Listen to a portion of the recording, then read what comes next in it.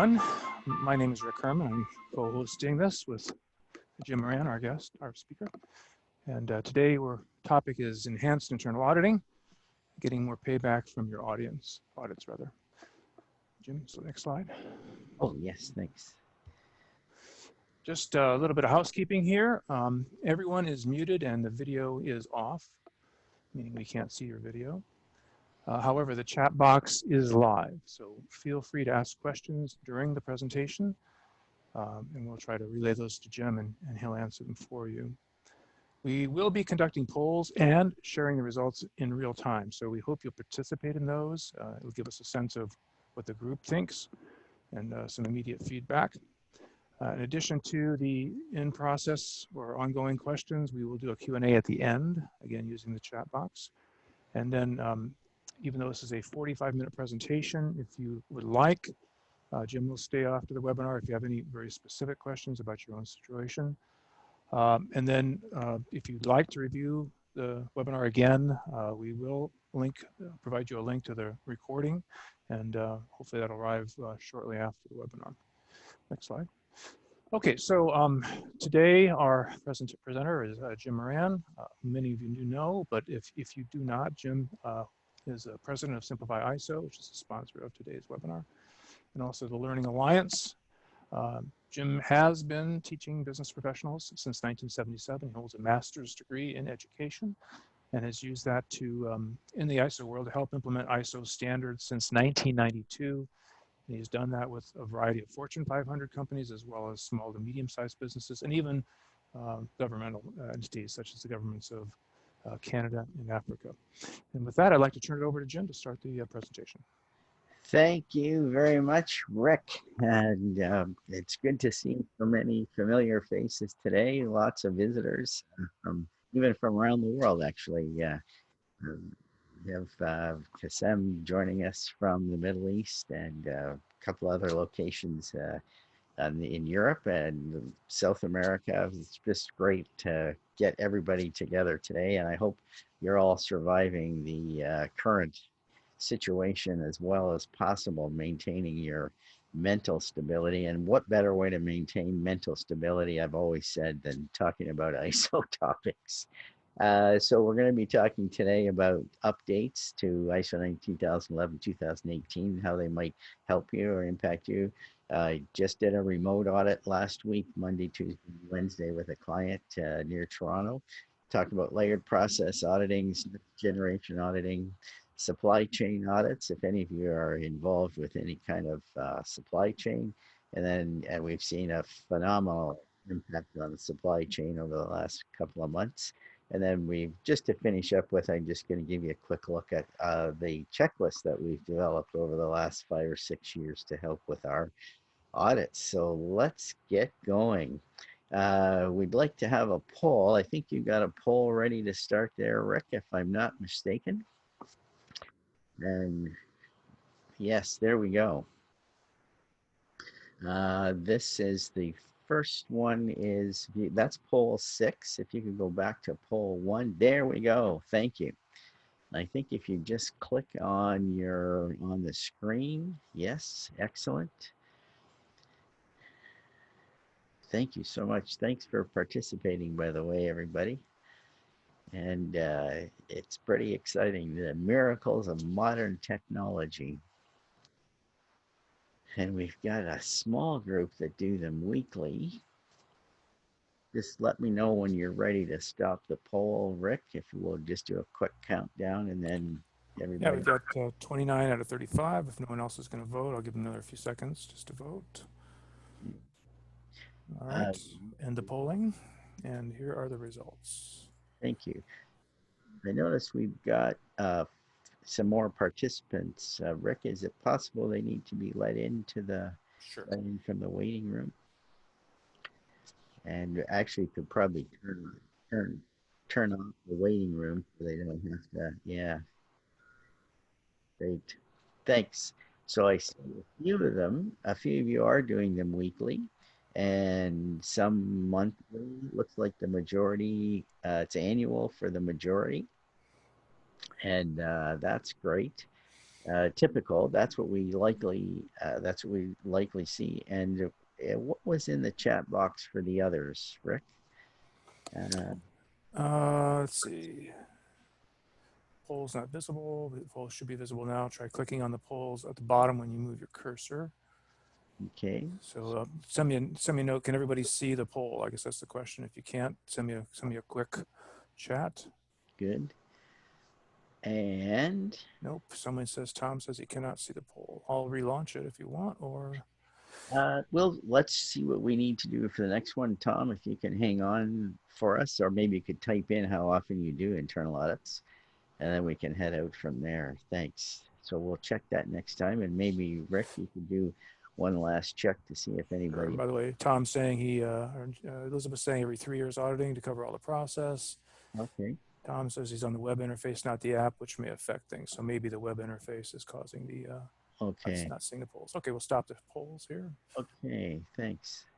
Well, thanks for that feedback, folks. And looks like the majority is annual. That's what I've seen in the last 30 years at this. People tend to do them annually. There's a good case to be made for doing them a little more often, keeping your thumb on the pulse, as it were, of your system, just to maybe pick a few things. Actually, we'll talk about that a little bit when we get to the layered process auditing section. Thanks for your input too. There's some new definitions in ISO 19011, which some of you maybe haven't come across yet. I probably should have put the title in there now that I think about it.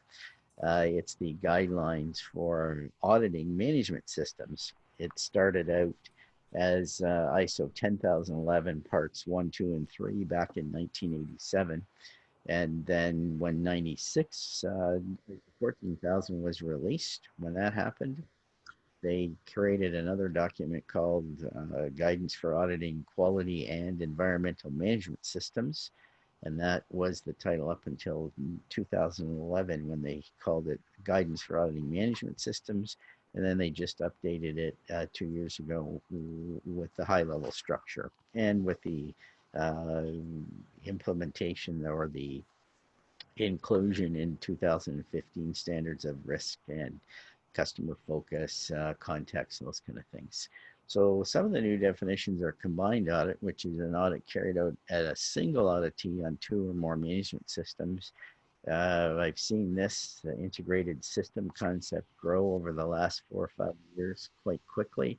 And I think the advent of the high level system is certainly going to increase the number of you who actually develop, implement, and manage integrated systems, multiple standards. The three I see the most often are 9001, 14,001, and 45,001, but there are a whole bunch more. We're going to talk about a few others as well. 55,001 is asset management risk. 31,000, it's not certifiable, but you certainly would maybe want to include some of those elements in there. Joint audit, the other hand, is an audit carried out at a single auditee by two or more auditing organizations. Some of you may be in a situation where you're governed by some regulatory body. You could certainly do a joint audit with them. You might do a joint audit with maybe a head office body of yours plus the registrar, and those require a little bit of finagling, getting people engaged and figuring out who's going to do what. A process audit. That's a definite process. Sorry, process is in the defined in ISO 19011 as a set of interrelated or interacting activities that use inputs to deliver an intended result. Sometimes the result you don't get the result you intended, but nevertheless, it's the older definition was a series of interrelated or interacting steps that turns inputs into outputs. Any definition will work as long as everybody's using the same definition. Performance is a measurable result, and finally, effectiveness is the extent to which planned activities are realized. So those are things to keep in mind when you're auditing. And if you do still have a documented audit procedure, you might want to include some of these in it. Um, It's there used to be Annex A and Annex B in ISO 19011, and now it's all combined into one. And believe it or not, no surprise, there's more information on human interaction and no human interaction. There was a little bit of information there before, but the governing bodies for the registrars weren't encouraging remote audits by any means. And because of that, there wasn't as much information in ISO 19011 on it. And part part of the new world we're going to see would be a registrar's auditor working with one of you at your locations, and you using maybe a pad, an iPad, any kind of tablet, your phone even, or a laptop, and actually having you as the guide go around to spots in your organization to see activities. You know, you could check things like guard heights on machines. You could see somebody doing an inspection, watch them doing inspecting input in. You might see them inspecting during the process, taking samples out. You might see an inspection at the end. You could, in a service organization, the auditee could be showing the auditor how a person is doing an interview with a new client. So there's all kinds of possibilities. There's some more guidance on the to supplement the new terms. The in the HLS versions, all the high level standards, excuse me, have reference to process approach. So there's a section there to help you clarify how to audit the process approach. Auditing context was new for everybody. It didn't exist in any of the standards before, so there's some information there about how to do that.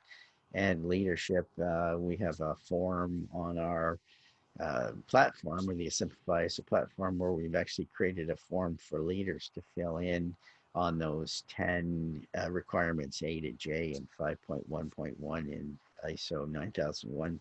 It's A to I in 14,001. You probably remember that they just need to do 9 things, but they do need to do 13 in 45,001. So as auditors, in order to enhance your internal auditing activity, you want to make sure that your leaders have met those requirements and go through each one individually with them. Risks and opportunities, brand new for ISO 9001, and in section A10 of the standard, you'll get an idea of how to approach that in terms of seeing if people are aware of risks, see if they're following the flow chart to determine risks. And of course, every yin has a yang, and every risk really creates an opportunity for you to improve the effectiveness of your management system. We got some auditing on supply chain. We're going to be talking a little bit more about that later. And of course, the big challenge with auditing the supply chain is trying to find the enough resources to do it. Virtual activities. So there's a whole section 15 and 16 in this standard talks about virtual activities and locations. I have to say, the technology today is getting so good, this is becoming less and less of an issue. This week we used Microsoft Teams, and we used Cisco WebEx. Some of you may already have those in your organizations, so make sure you take advantage of what's available there. So we'd like to know, Rick's got another poll ready to go there. Do you use ISO 9011 as guidance for doing your internal audits? If we'll just get that guy up there, see how we're doing. There we go. And let us know if you can't see it. For those of you who can't see it, the 3 questions are, or the 3 possible answers are, I've never heard of it. We used it to design our internal audit process, and nobody yet has said we follow it to the letter.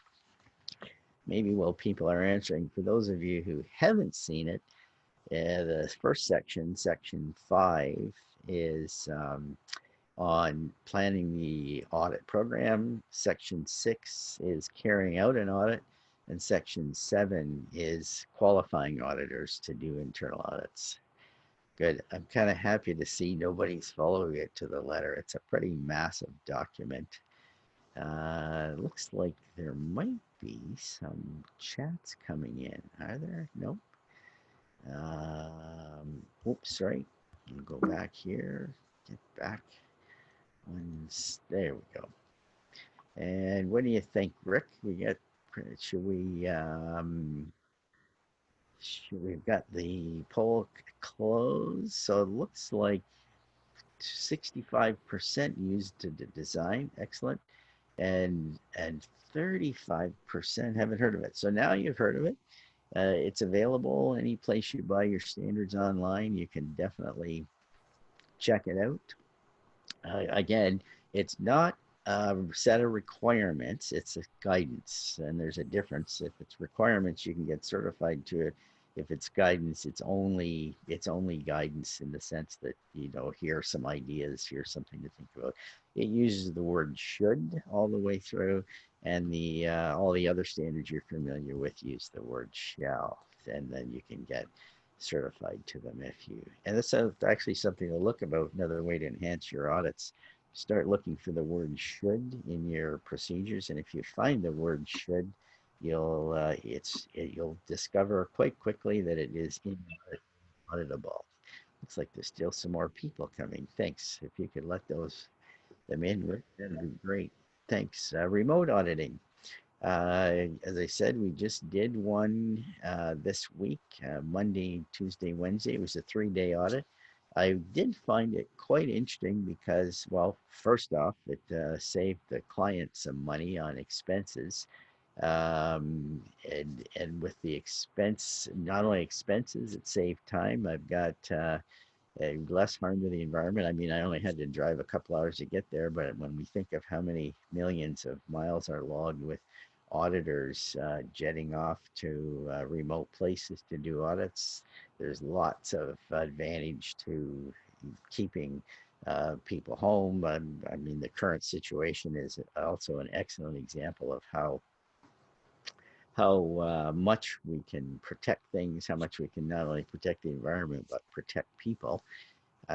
We also noticed that this way, auditors can spend more time with their families. It's something that we all strive for, this work-life balance. So by doing remote audits, it definitely helps us keep things in line and helps us just stay better centered, better balanced, gives us more time to appreciate the things in life that we're maybe some of us are noticing right now that we don't have quite as much access to.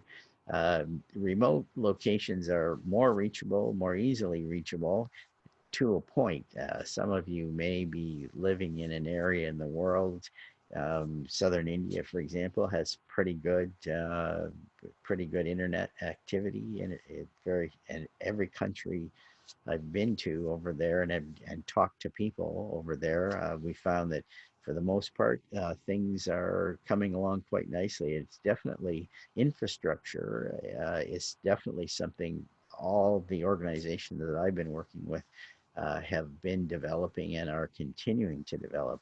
And of course, our current situation has forced people like Zoom, the one we're using today, to up their game a little bit. There were a few issues with people bombing Zoom meetings.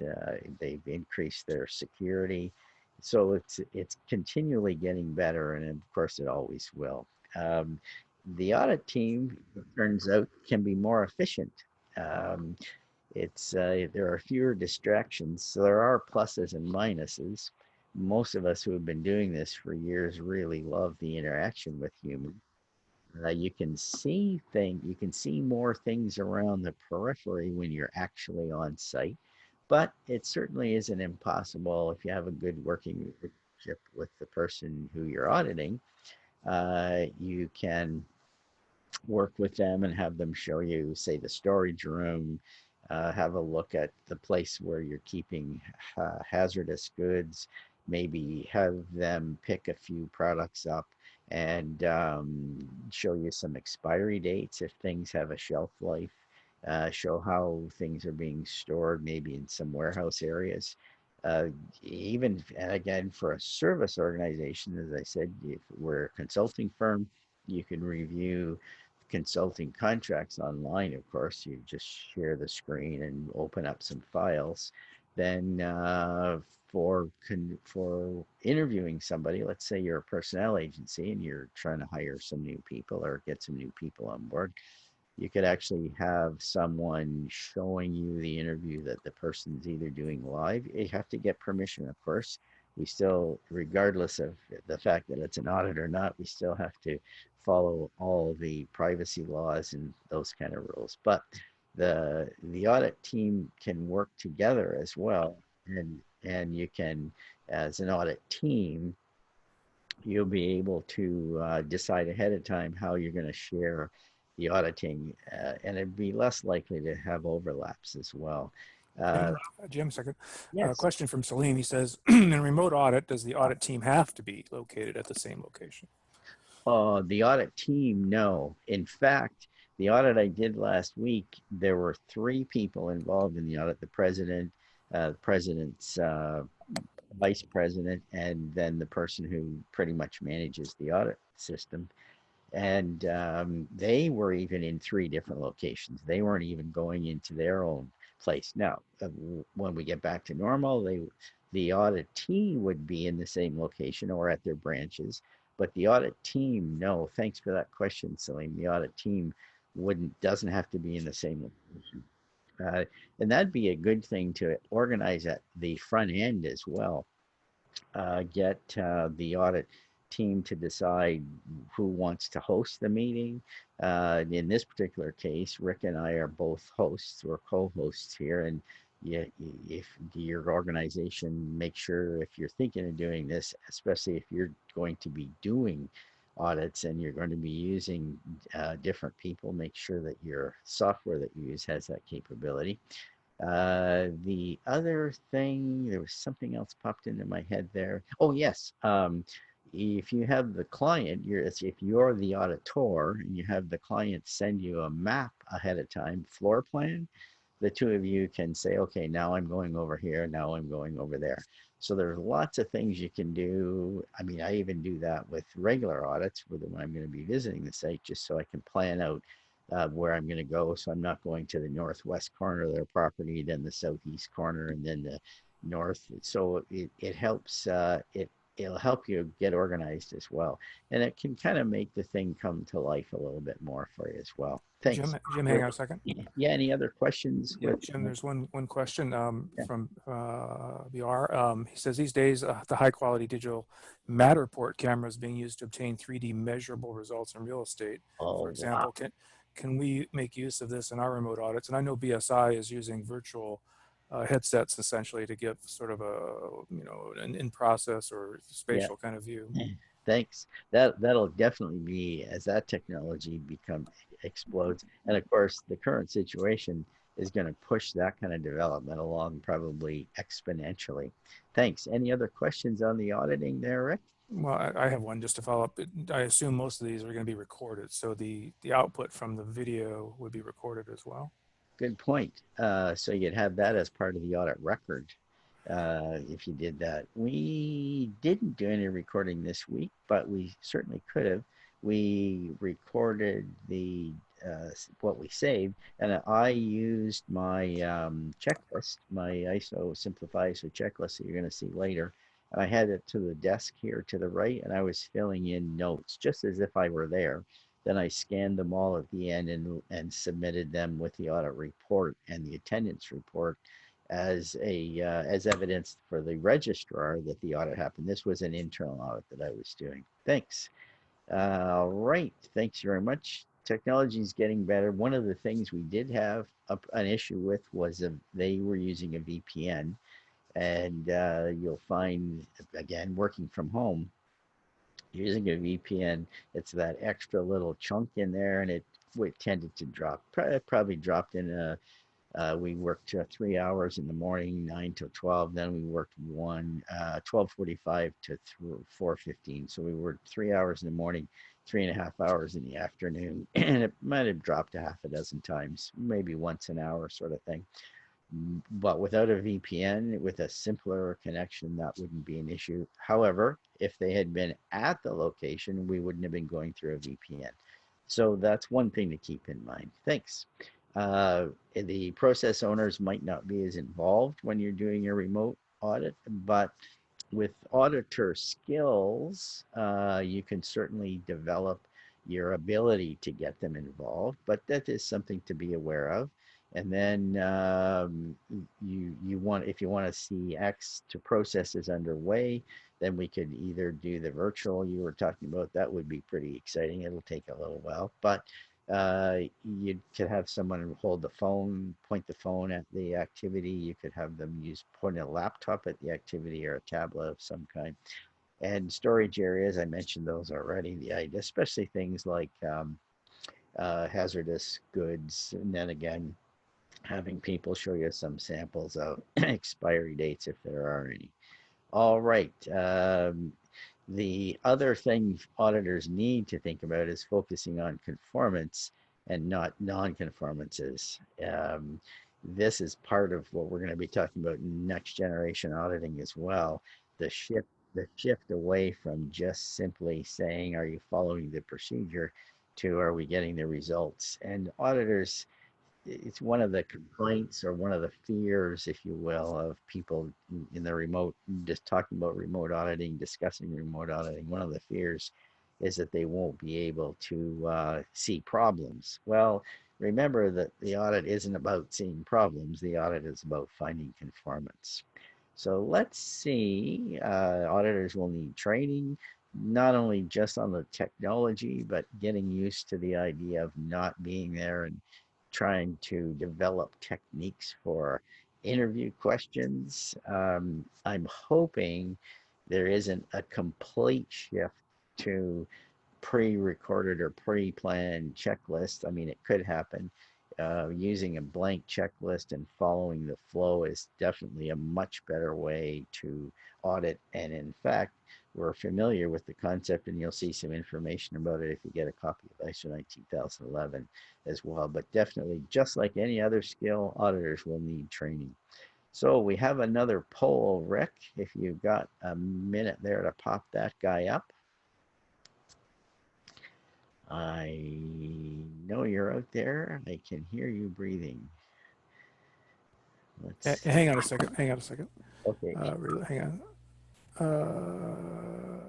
It says relaunch. Hang on a Remote second. auditing. Do you Good. see it? Okay. Yep. Do you think you'll use?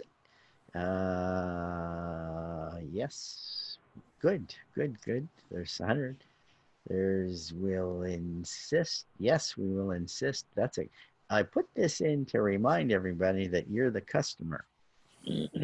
And whatever your registrar's issues are with it, remind them that this is a new world. There used to be a maximum. The International Auditing Forum had a maximum of 30%. If you look up a document called MD for mandatory days, MD5, it's a free document online.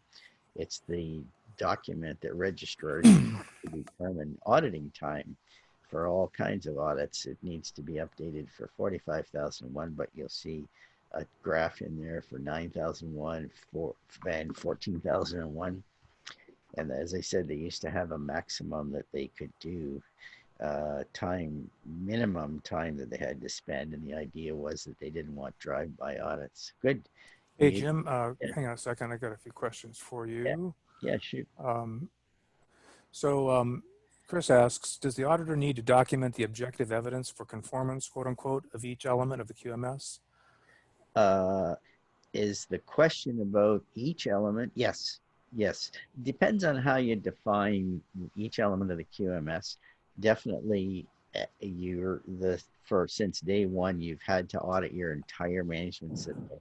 But yes, you need to document it, and that's what I mentioned. I can show you. I use on the sheet. Um, I just took these sheets and I made handwritten notes on them during the audit. And you always have to have objective evidence, or another word is verifiable evidence. When you're making a statement of conformance as the auditor, you still need verifiable evidence to say that this requirement has been met. Any other questions on that? Yeah, a couple of things, just maybe Sure. comments and questions. Some comments from, obviously Tom saying that the travel restrictions are going to force a lot of remote auditing, so that's Yeah, almost a non-issue. yeah, And yeah. also, Steve says they're using it currently for surveillance audits, or they're going to be Oh, using it for a surveillance audit, which hmm is an interesting idea.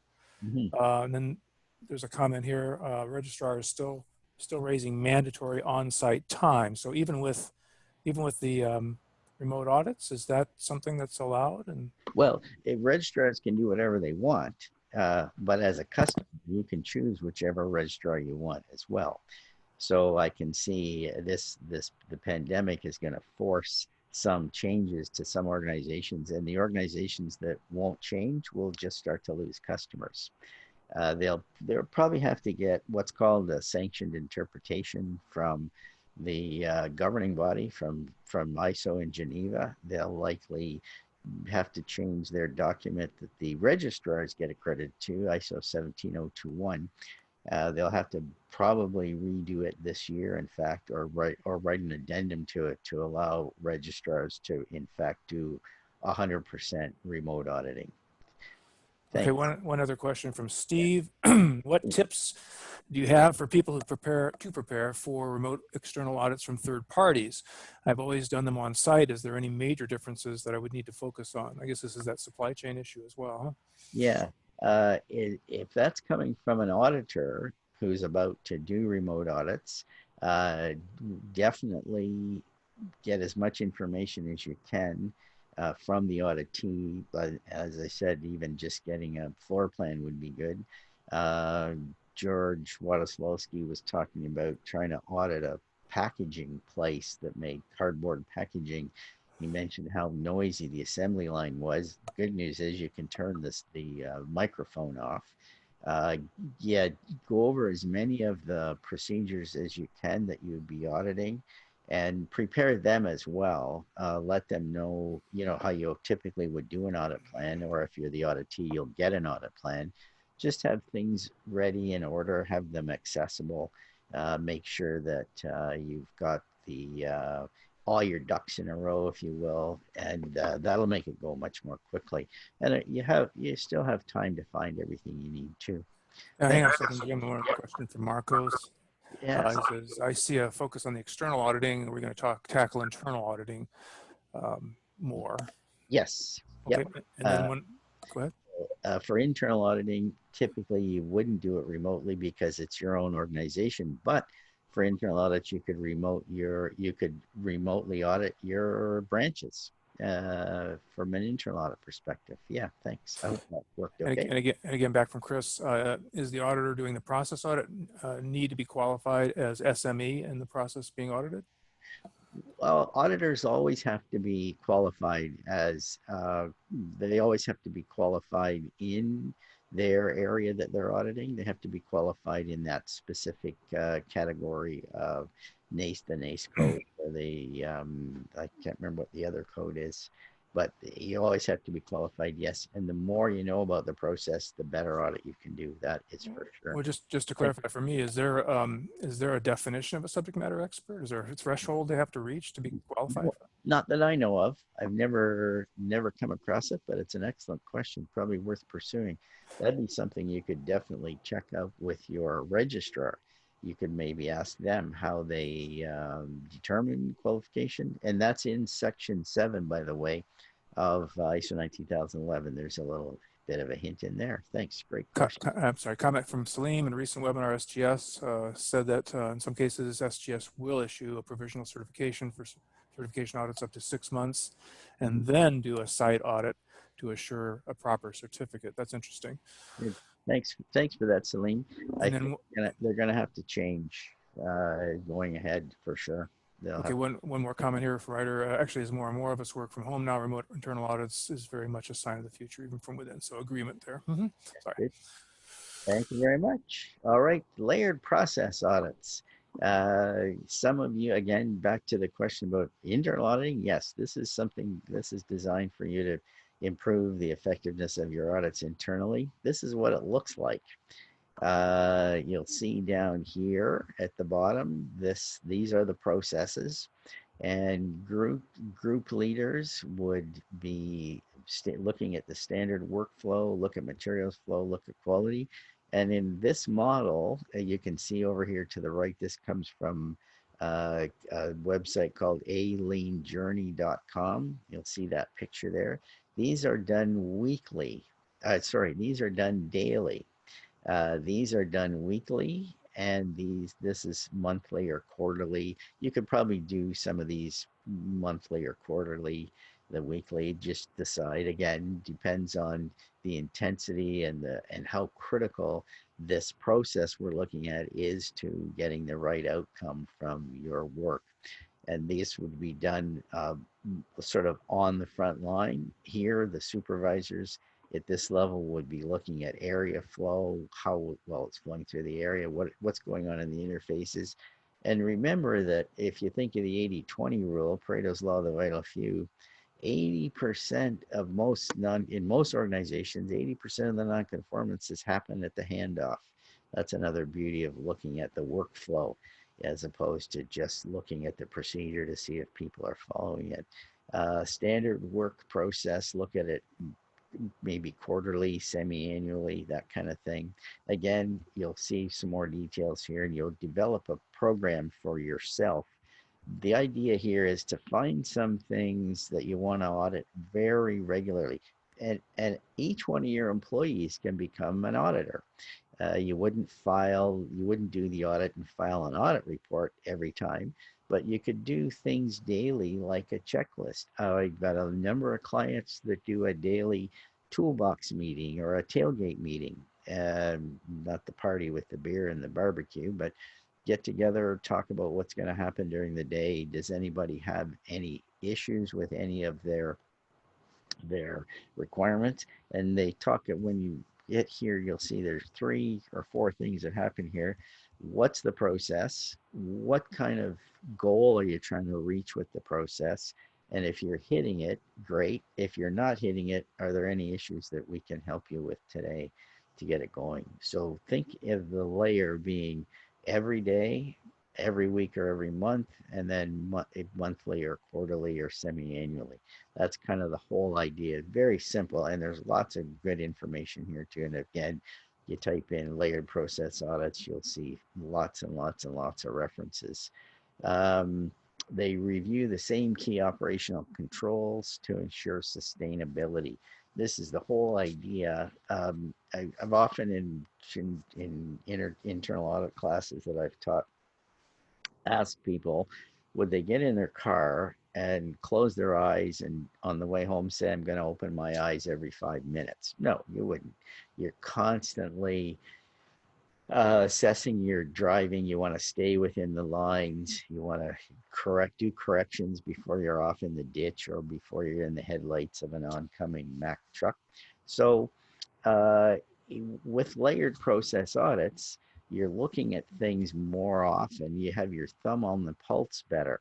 We're going to talk about some of the challenges, but nevertheless, the more you have focus, the more you're focused on, let's say, key operational controls. Some of you might use the term KPIs, key performance indicators, so you can check to see which ones of these activities have a KPI. If is there one here, is there one here, is there one here? And see again, ask the question, what's the KPI and are you hitting it? So the more time you can spend doing this, the more proactive you'll become as well. You're also managing risk better. When you're looking at something more often, it's giving you a better picture of what's going on. Carry out the simple checks as the process yielding the right result. When we talk about checks, again, think of a daily toolbox meeting, a tailgate meeting, just a group join for like 5 minutes, 10 minutes, just to make sure everybody's on the same page. And you'd be very nervous about getting on a plane where the pilot was not doing a pre-flight check.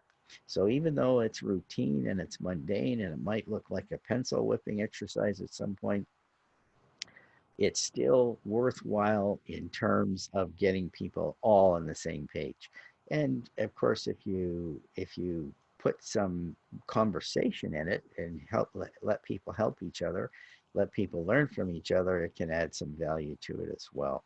So don't hesitate to head back here to this site, leanjourney.com. We know that lean it has many benefits, and even doing these daily, weekly, monthly checks can help you find more ways to take some of the waste out of your management system as well. So even though it might look at this moment like a lot of extra work, it's the value is there, especially if you can avoid nonconformances. Be proactive and make a small tweak ahead of time. You know that age old saying, a stitch in time saves nine. An improvement in time saves nonconformances. So by spending a little bit of time talking to each other, interacting, communicating, and it definitely will improve internal communications, no question about it. So let's see, they got the simple checks. Everyone needs to know the metrics related to their job. Deming said it. Nobody wakes up in the morning and says, I wonder how badly I can do my job today. And the last thing you want is so much oversight that people don't know if they've done a good job, or you haven't trained them to think of whether or not they're doing it well. So the better information you can give people about what the result is supposed to look like, the better you're going to be taking care of things. So layered process audits will help you find ways to make and sustain improvements. Let's see if you might try it. We've got another poll here, Rick, if you'd like to pop that up on the screen for everybody. That's the remote auditing poll. And one more. That's still the remote auditing. Where's the layered process auditing? Uh, Rick, can you change that to the remote, to the process? Yeah, I'm trying. Hang on a second. It's not working there. I'm going to end that poll. Oh, hang on a second. Okay, next generation supplier audit, next generation, right? Layered process auditing. My apologies. There we are. LPA. Do you think you'll try layered process audits? It's a quick overview of what it was. I'm sure you have lots of questions about it. We do have a 4 half-day course where we go into this in quite a bit more. Looks interesting. I'll try it in key areas. No, we don't have the resources. Might try it. Looks interesting. May try it in incremental. We already do. And if anybody who's already doing layered process audits has anything they'd like to add, Rick can let me know if there's something coming in the in basket. Oh, good. Somebody seemed to benefit.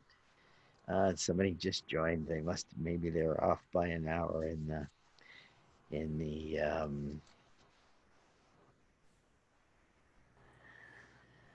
okay. Are we okay there? Good. Thank you very much. Good stuff. So as I said, if those of you who are already doing them had any information for us that you'd like to add, that would be great. Is there anything coming in there, Rick, on the chat box? Yeah, a couple comments. So Don says we use a program called EASE, EASE, where we use an app to perform the audits on our phones. That may or may not be layered process audits. I have looked at that EASE software. It looks pretty good. Oh, good. And then Barbara says we use the checklist option followed by a weekly toolbox meeting. So there's somebody who does do it. And Don says LPAs. That's about all the comment. I guess I had a couple of questions myself. What would be the connection between an LPA and ISO certification audits? Oh, in order to be certified to ISO, you have to demonstrate that you've done internal audits. So you would just use all the results from your layered process audits as evidence to the registrar that you have done your internal audits. Yeah. Yeah, another says there's another software app called iAuditor. We might want to do a little program just on the apps available. That'd be a good thing to do. Yeah, we can do that.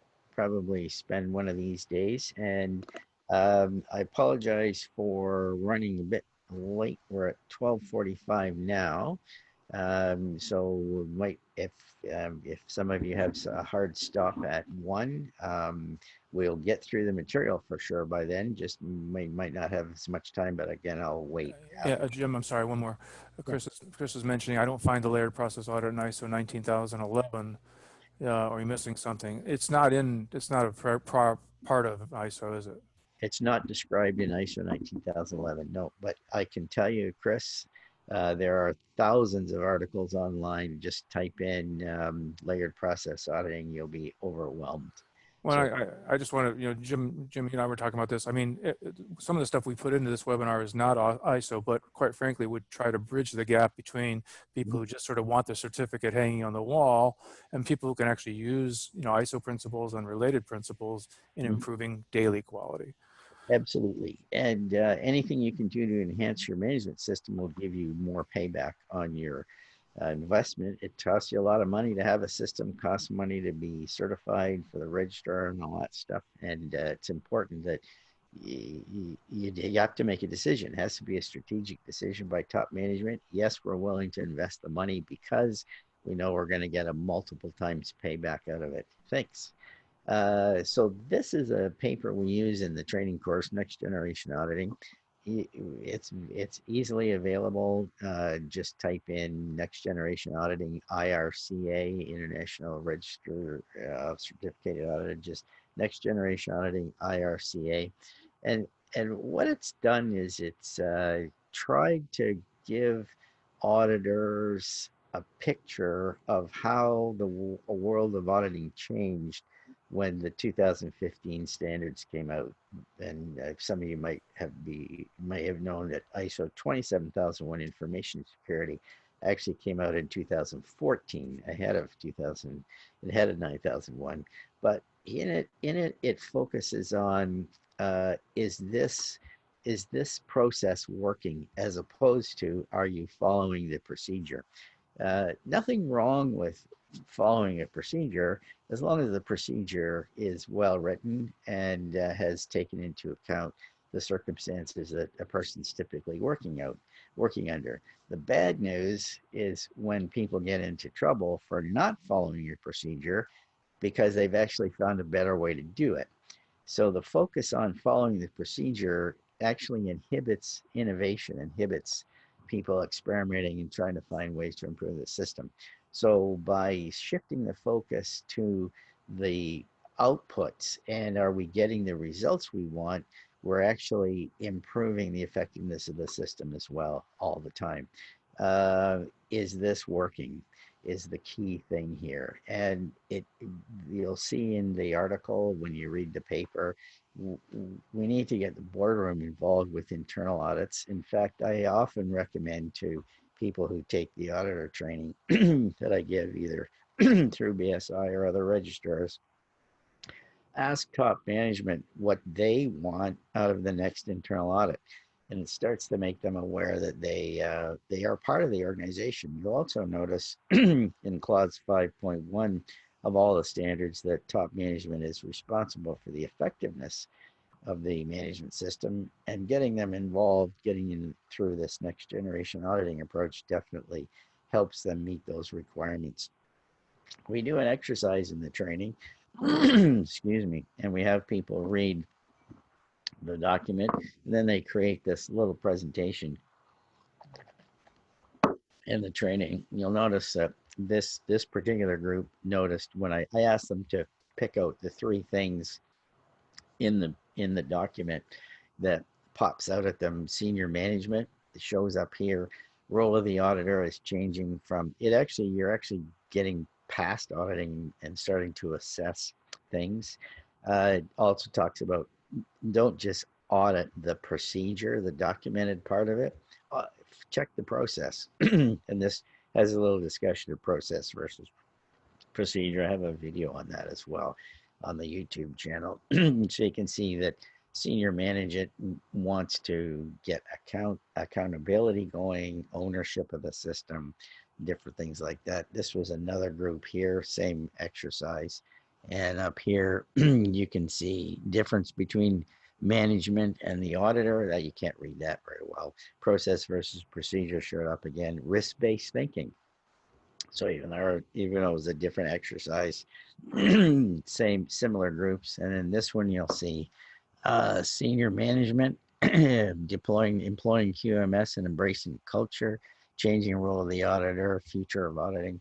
So it's a pretty valuable little document. It could be very helpful. In your organization, you'd have to create this culture, and employees need to be made aware that you're auditing differently, that it isn't the same old checklist. We're not looking at the same things. We're actually going to ask you as the auditee whether you think we could improve this process. Is this process working for you personally? So that's where the next generation is going, the next generation of auditing. Again, not so much done remotely, but definitely looking for ways to get more value out of the internal audit. I like people to audit looking for ways to improve the effectiveness of the system rather than just looking for people not following procedures. If you look for ways to improve the effectiveness of the system, you'll end up with a whole bunch of OFIs. At the end, I had 20 last week for a 3-day audit. And if they make the system better, it'll cost them less to operate the system, and it'll actually push money to the bottom line. So you didn't hear a whole bunch about it, but if based on what you think the direction is, we're getting away from just auditing to see if people are following procedures. We're focused on process effectiveness, process results. Do you think you might give this a try? We've got another poll there, Rick.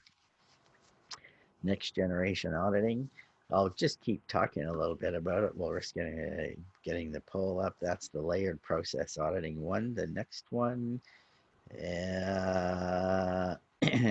that's still layered process audits. Get to there we go, next generation auditing.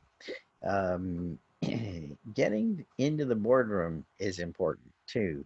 Letting people who are making critical decisions in your organization, letting them know that you have a management system in place that can help them meet the objectives. So we need to make top management aware that this management system can make money for them.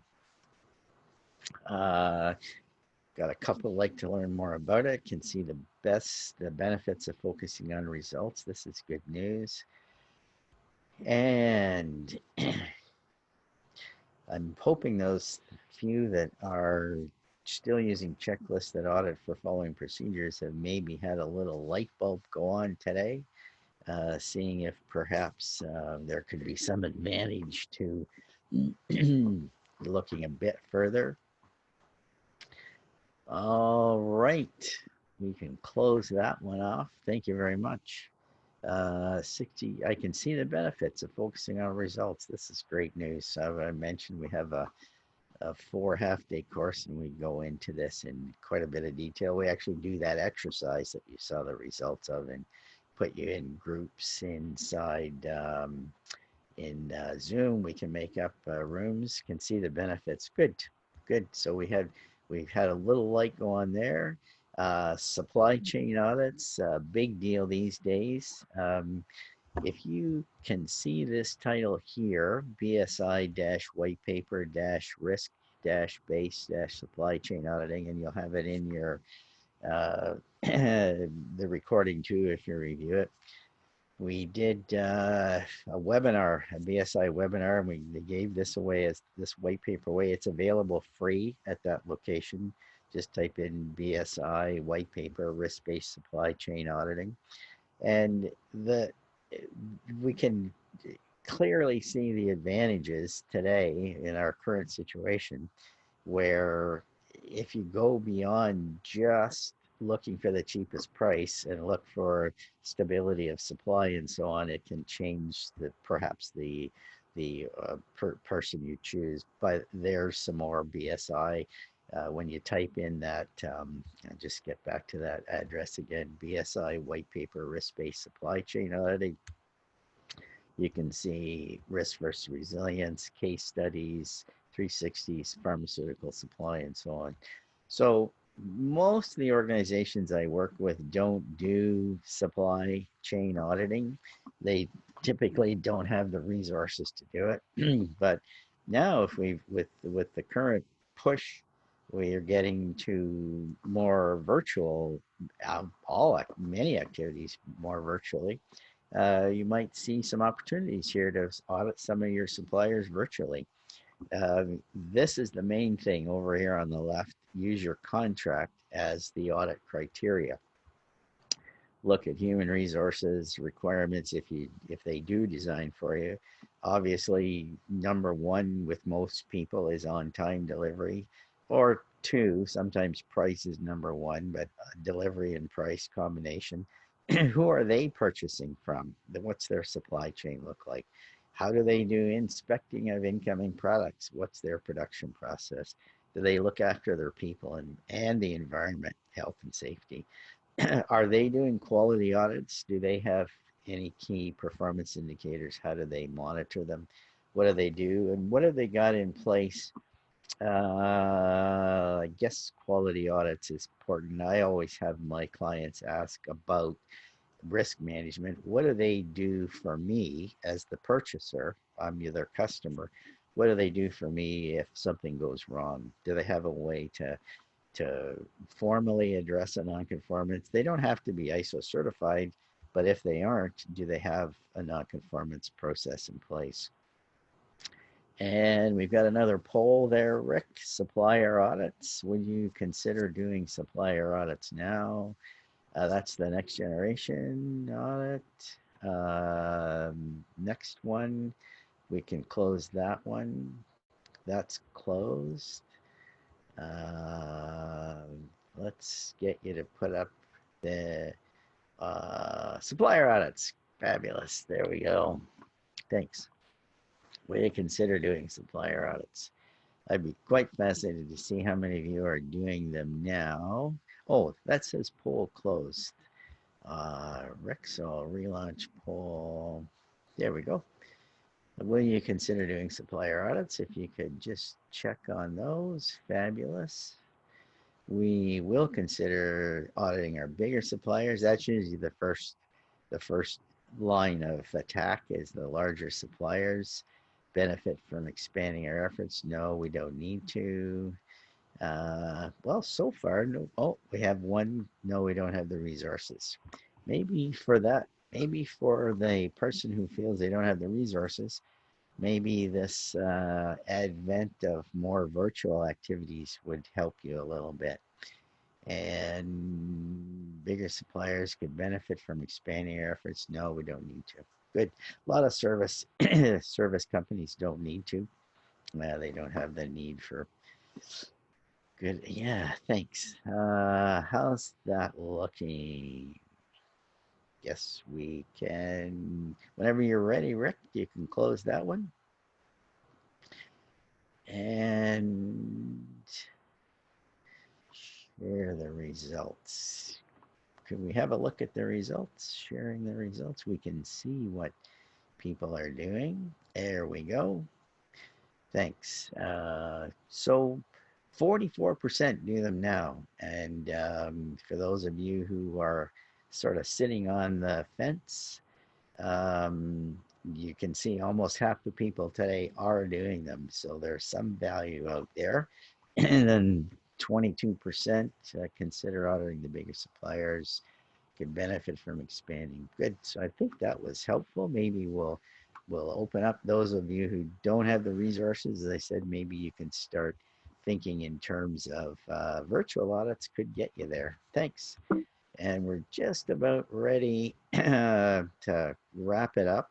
I showed you, maybe you could see the what I held up a little bit earlier. This is what I used this week when I did the virtual audits. We put the organization's in this box here, wherever the requirement is met or is stored in their system, we put that in this guy here. This is the ISO clause, so that at the end you can check all the ISO clauses to see what you covered, to make sure you covered everything. And the activity box, here's a flow chart. So we have this receive call here. So the words receive call would go into this box here. The process name, this process name is direct service. So the process name up here would be direct service. You can put the auditee's name in if you want. You put the date in, who the auditor was. Then the registrar can check to make sure the auditor had the training. And you'll see over here the assess whether the requirements of the clauses have been met. And this is all of section 7, support clause, people, 712, infrastructure, 713, work environment. So everywhere you go, you can either, I originally just ticked them off, but then I started putting numbers 1 to 5 in here. And then if it was a 1 or a 2, I knew it was a nonconformance. I'd also put nonconformance number 1 here, nonconformance number 2, nonconformance number 3, 4, and so on. People, if it has an OFI, same thing, OFI number 1, OFI number 2, OFI number 3, and then you'd have a second page where you're keeping track of those and then putting them in the audit report. 5 is okay, so you'd put a 1 to 5 in here. Is it getting the right results? 1 or 2 being a nonconformance, 3 and 4 an OFI, 5 being okay. And then are there risks associated with this being managed well? So what you're doing with this, you're going through all of the steps of the process, making sure that you've covered off all the requirements, and you're also checking the handoff from here, from here to here. And that's where, as I mentioned earlier, 80% of nonconformances happen in here, in here, in here, in here. People know what they're doing. They know how to manage themselves. They are good at what they do. Thanks. So if you'd like to learn more, we've got a full course. It's 4 half days. Guidance on the exercises helps you deepen the understanding of what you learned about today. We keep it limited to 12 participants, and then you'll have access to me after with Zoom, email, and so on. You get a recording of the 4 half days. You get a certificate, and it's also credit towards becoming a certified management system professional at imsipro.org. Let me know if you want to hear any more about that. So the online course runs June the 1st to 4th, 4 half days, 12 noon to 3 p.m. each day. But if you sign up by May 3rd, you save $300 by using this code ENHANCE, all caps. That gets you $300 off. If you don't hear from your supervisor by then, you can still get $200 till May 10th, $200 off, and finally $100 from May 11th to the 17th. Thank you so much. We've got some more of these coming up. Customer satisfaction on May 25th. Sustained success 29th. All ISO standards, asset management, risk management, innovation management, business continuity management. And if there are any topics near and dear to your heart, we'd love you to text them in to us. You can reach me at jim@simplifyiso.com. If you have any more questions from today that you'd like clarified. Jim, there's a couple more questions real quick, Sure. if you don't mind. Yep, sure. A couple of industry specific questions from Yeah. Toad. Does Jim have any focus on methods in AS9100 aerospace? I've done 3 training sessions on internal auditing for AS9100. Nothing that I could say is different from auditing anything else, except that, of course, learning which parts of the standard require documented information is the hugest part for me as one, the name of the company being Simplify ISO. The biggest part for us is making sure that people understand what has to be documented. Then, of course, anybody can file a record. Is it retrievable? So the 2 keys there for AS9100 would be really thoroughly understanding what's required for documentation, and then having it managed so well that you can always retrieve it. Big move in AS 9100 to live dashboards. That's definitely some area that if you haven't looked into that yet, that's definitely something that could really make your life better. Live dashboards. Thank And Jim, a couple questions real quick here. you. Uh, so for ISO 1345, MDSAP, and MDSAP, he says, Salim says, we Ah, use MDSAP audit model and component document to design our checklist to address the requirements of the 7 MDSAP processes. So yeah, it sounds like it jumps across. That's another area that sort of jumps across different audit or standards models in a sense. yes. And definitely for those standards, the 1345 standard, a lot of GMP requirements get built into those.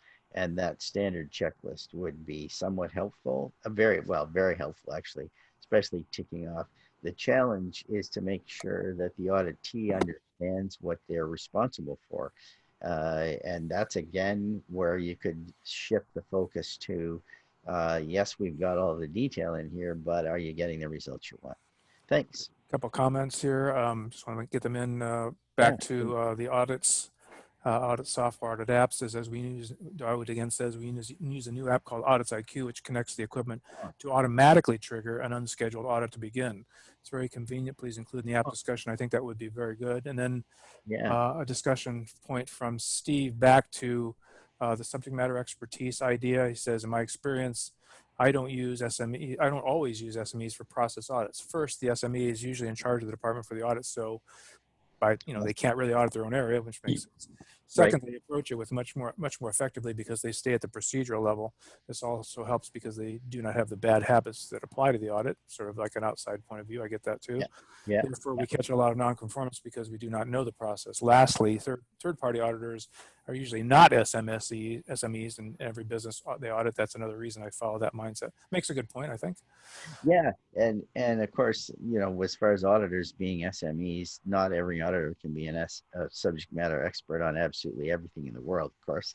Um, but you could work with the SME in an audit. An SME could actually help you maybe understand some of the more difficult areas or more complex areas of any given process. But I really agree completely too, and I've seen it happen myself where the fresh eyes on something help. SMEs sometimes fall into the trap of thinking that the way they know how it's done is the best way or the only way.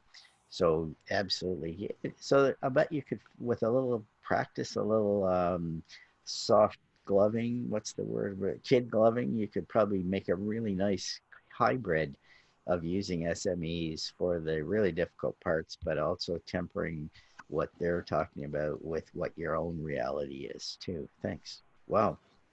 We still have 40 people with us, so if you want to hang on, I'm willing to stay as long as you like. Any other comments coming in, Rick? No, just a general thank you for having it and so forth. I guess, oh, here's one. Maintaining independence and internal audit is an issue. What's your suggestion on this? I guess that plays into just a little bit of the discussion we just had. Yeah, it does, but it's a really critical point. And of course, it's a requirement of the standard, not just the guidance document 19,011, but ISO 9000 and all the standards that have 9.2 in their clauses, which is all the major standards. They always talk about organizing the audit so it can be done in an objective way. And wow, that is just the more objective the audit is, the more value you'll get as an organization out of the audit. The more opinionated it is, if you're just saying things like great or terrific or the more objective, again, I use the term verifiable evidence. So if you use objective evidence, verifiable evidence, uh, tangible evidence, if you will, that might be another word to use, that would definitely give you more value out of the audit. The more objective the audit is, the more value you get, the more it's going to push money to the bottom line for sure. Or if you're a public service, it'll help you work with, the better the audit is, the more objective it is, it'll help you stay within your budget. Thanks. Anything else? No, nothing else. Well, thank you all for joining us. We'll send you a copy of the recording, and we'll send you some information on the class. I think there'll be a link there, Rick, to sign up for it. And just when you check out, enter the enhance code, and it'll drop the price $300 till next week from Sunday night. Yes. And any last comments you want to make, Rick, before we go? I just want to thank everybody, and we will have more information about the upcoming webinars coming out to you. Yes. We'll have some reminders on the class going out to you as well. And then just a quick note on this IMSI thing we mentioned briefly before. We didn't go into a lot of detail, but this is a new effort in the industry, in a sense, to make ISO auditing a little more relevant on a strategic level, not just for the individual practice areas, say environmental or quality or safety auditing, but to make that sort of subject matter expert in that area more valuable and more authoritative within the organization. So it's going to be a career help for all you guys, and it's also going to be a business help. But as we enter into this sort of new age, this post-COVID time of corporate responsibility, there's a role we feel that all of our existing auditors can play, and it'll be good for everyone. So stay tuned for a little more information on that. Wonderful. Thank you all so much. Great to see everybody joining us today, and maybe we'll see some of you at the next one.